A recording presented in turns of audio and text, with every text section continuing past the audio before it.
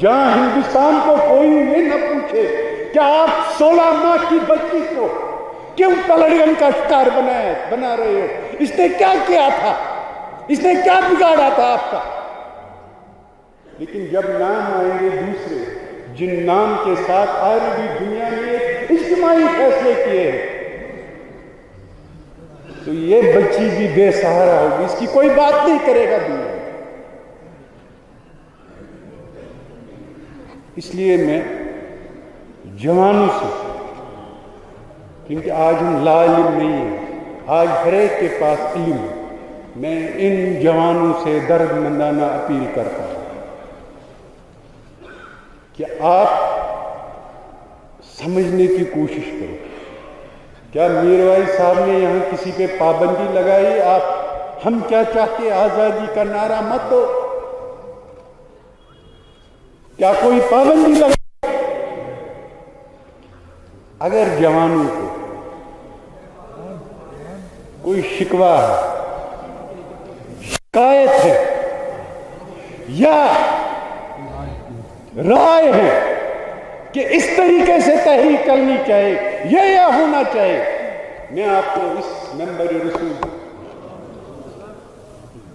سید علی شاہ گیلانی صاحب کی طرف سے، میر وائز عمر فاروق صاحب کی طرف سے، کہ آپ کو سید علی شاہ گیلانی صاحب کا گھر قلعہ ہے، آپ جاؤ گیلانی صاحب کو مشورہ دو، میر وائز مولانا عمر فاروق صاحب ہے، آپ کی مسجد زیادہ بڑی ہے کیونکہ مجھے حکم ہوا کہ میں مسجد کی طرف رخ کروں، میں مسجد کی طرف جاؤں۔ یہ ہے مسجد کا تقدس، مسجد کا احترام، اور اسلام کا لبادہ پہنے ہوئے مسجد کے تقدس کو پامال کرنے کی کوشش اور اس کو رنگ دینے کی کوشش، یہ انہی کا کارنامہ ہے جنہیں یہ معلوم بھی نہیں کہ مسجد کیا ہے، ممبر کیا ہے، اسلام کیا ہے۔ اس لیے پہلی بات جو ہمیں دیکھنی ہے، اسلام ہمیں حق کی تلقین کرتا ہے، ترغیب دیتا ہے، اور ہماری جو یہ جدوجہد ہے حق کی خودارادیت کے لیے، حق اور انصاف کے لیے، اس کی ترغیب ہمیں اپنا دین دیتا ہے کہ اپنے حقوق کے لیے لڑو، اپنے حق کے لیے آواز بلند کرو۔ اسلامی شاعر سے، اسلامی اصولوں سے ہم جب بات کرتے ہیں کہ جموں کشمیر کے عوام کو اپنا حق چاہیے، اس کا ایک پس منظر ہے۔ کیا ہم بھول جائیں کہ دنیا میں 220 ملکوں نے کیا وعدہ کشمیر کے ساتھ کیا ہے؟ ہندوستان اور پاکستان نے کیا کمٹمنٹس کی ہیں؟ عالمی برادری نے کیا کمٹمنٹس کی ہیں؟ 70 سال سے جموں کشمیر کا مسئلہ ڈسپیوٹ ہے، یونائٹڈ نیشنز میں ہے، OIC میں ہے، پوری دنیا اس بات کو محسوس کرتی ہے۔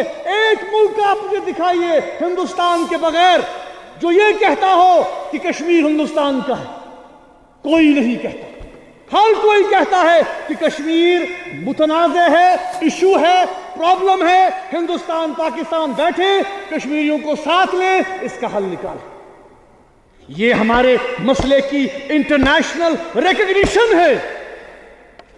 اس لیے ہمیں یہ دیکھنا ہے کہ جب ہم آزادی کی بات کرتے ہیں، حق خودارادیت کی بات کرتے ہیں، یہ ان اصولوں کے تابع ہے جو اصول ہمیں حق اور جسٹس اور ٹروتھ اسلام سکھاتا ہے۔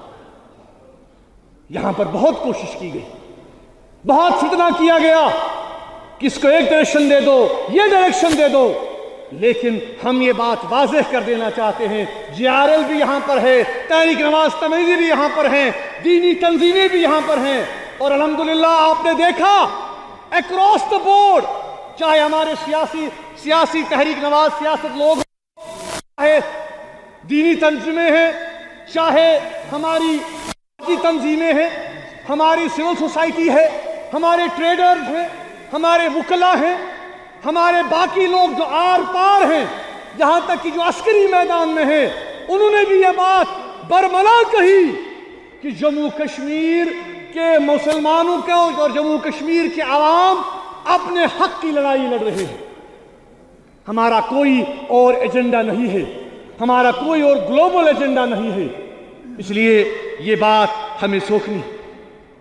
میں آج یہ سوال کرنا چاہتا کہ آپ دیکھیے کہ ایک طرف کون وہ عناصر ہیں جو مسلمانوں کے اتحاد کو اس نازک مرحلے پر پارا پارا کرنا چاہتے ہیں، جو یہاں پر انتشار پھیلانا چاہتے ہیں اس مرحلے پر، جبکہ ہمارا نوجوان قربانیاں دے رہا ہے، ظلم کی انتہا، جبر کی انتہا، کاسوں کے نام پر، بلیک لاز کے نام پر، امیونٹی کے نام پر، یہاں پر کوئی حقوق ہمارے سلب کر لیا، طاقت کے بل پر، تشدد کے بل پر، انسانی، سیاسی، مذہبی سارے حقوق سلب کر دیے گئے ہیں۔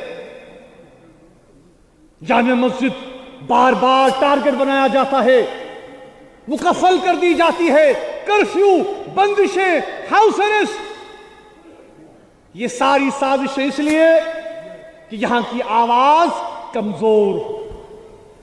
ایک ہی مرکزی سٹیج ہے جہاں سے تحریک اور تحریک پسندی کی بات ہوتی ہے، یہ بھی ان ایلیمنٹس کے ذہنوں میں کھٹک رہا ہے جو یہ چاہتے ہیں کہ جامع مسجد کا منبر و محراب بند ہو، لیکن انشاءاللہ یہ آرزو لے کر وہ اپنے مزاروں میں جائیں گے، یہ آرزو کبھی پوری نہیں ہو۔ نعرہ تکبیر! جامع مسجد کی بے حرمتی! جامع مسجد کی بے حرمتی! آواز دو! ہم کیا چاہتے ہیں؟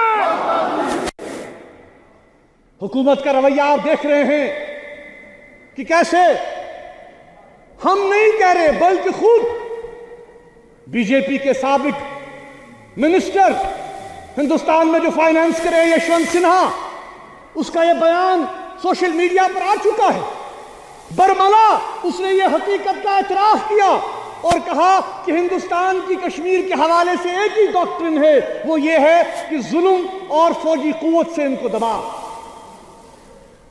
انہوں نے کہا اور کوئی پالیسی ان کی نہیں ہے۔